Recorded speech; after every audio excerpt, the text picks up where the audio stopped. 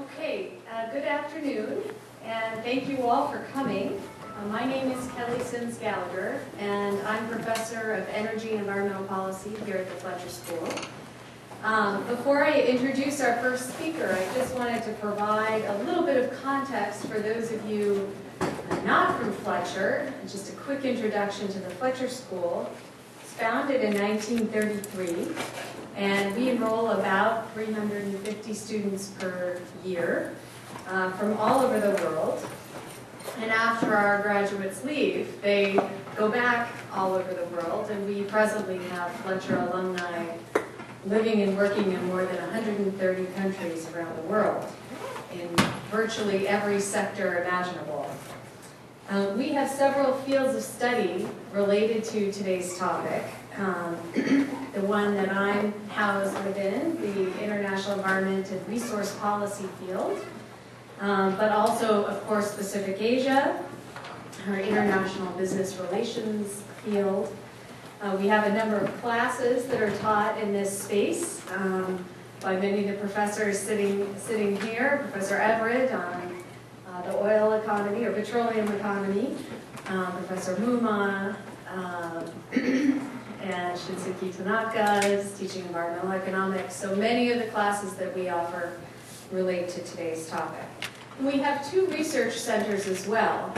The first is the Hitachi Center for Technology and International Affairs, of which I am the deputy director. And the Hitachi Center's mission is to sponsor advanced research and instruction, demonstrate intellectual and professional leadership, and encourage and facilitate a global exchange of ideas on the management of innovation and technological change and the advancement of economic and financial integration. So really perfect for today's agenda, which we're very happy to be supporting. Within the Center for Environment and Resource Policy, we have a number of energy research initiatives, and I manage a program called the Energy, Climate, and Innovation Research Program, which works to develop and promote knowledge in addressing energy-related challenges, especially the problem of global climate change. So today's topic is very interesting, and I've been looking forward to this session all week. For me, someone who's studied innovation policy for a long time, Japan is particularly interesting. It's been the steadiest investor in terms of public investments in energy research development and demonstration since the early 70s. In fact, it's the only country that has steadily increased its funding of energy RD&D in real terms since the early 70s. Its public investments rival those of the United States at about $3.5 billion per year. Although both countries have recently been overtaken by by China, which is now spending upwards of $11 billion per year. But the most striking feature of Japan's public RD&D investments has been that by far the majority of those investments go to nuclear RD&D. So its portfolio is heavily weighted in fission, and that stands in stark contrast to virtually every other country in the world. So a big cumulative investment has been made in fission innovation in the last 40 years in Japan. And I find this particularly interesting because Japan has become highly competitive in the renewables industry. It's the second largest world exporter of solar PV components and the sixth largest exporter globally in wind. And of course, as the students in my class know, Japan is an amazing example in terms of how to achieve a low energy intensity. And I would characterize Japan as being one of the forerunners in not only developing energy efficiency technologies, but figuring out ways to get consumers to use them, which is not easy. And I think we can account for that by Japan's extreme energy insecurity, and which has really driven this this push for energy conservation and then diversification of its fuels in terms of imports. Japan's the third largest oil importer. It's the largest importer in the world of LNG, and I think now maybe has fallen to the second largest importer of coal, because I think China surged ahead this year.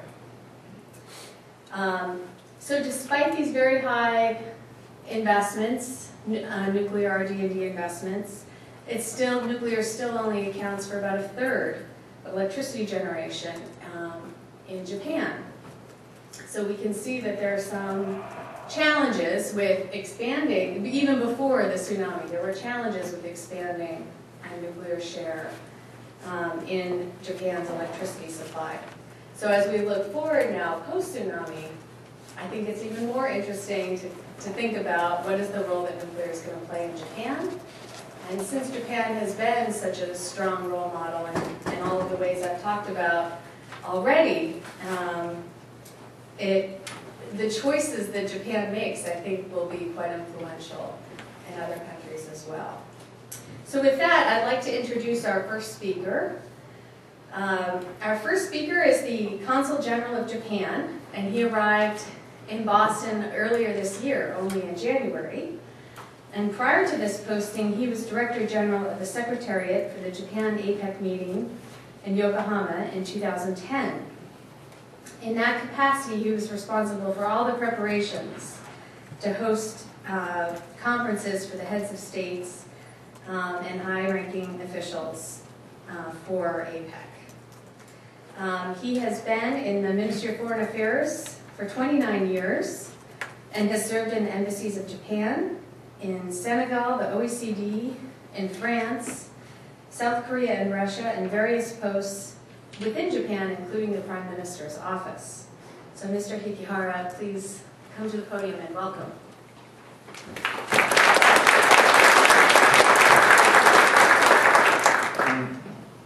Thank you, Professor Gallagher, for the kind introduction. I really would like to thank you and the representatives of the Japanese students here, Mr.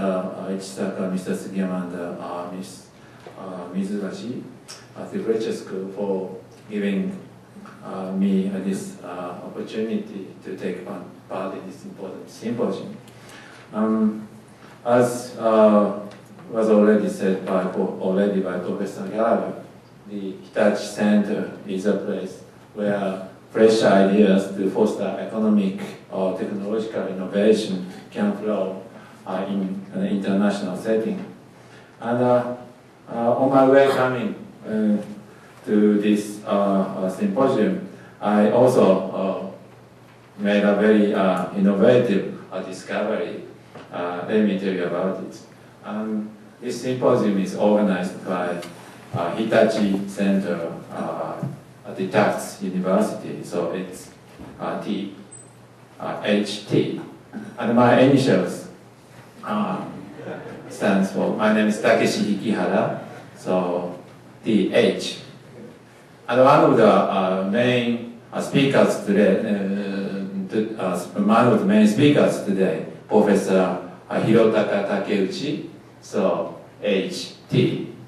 And then another important speaker, Professor Taiji Furusawa, is TF, but he's from Hitotsubashi University.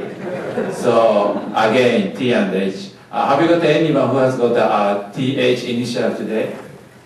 Oh, never mind. Anyway, I'm very pleased to be here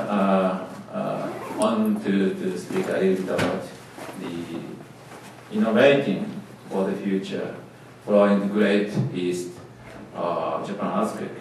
Really, I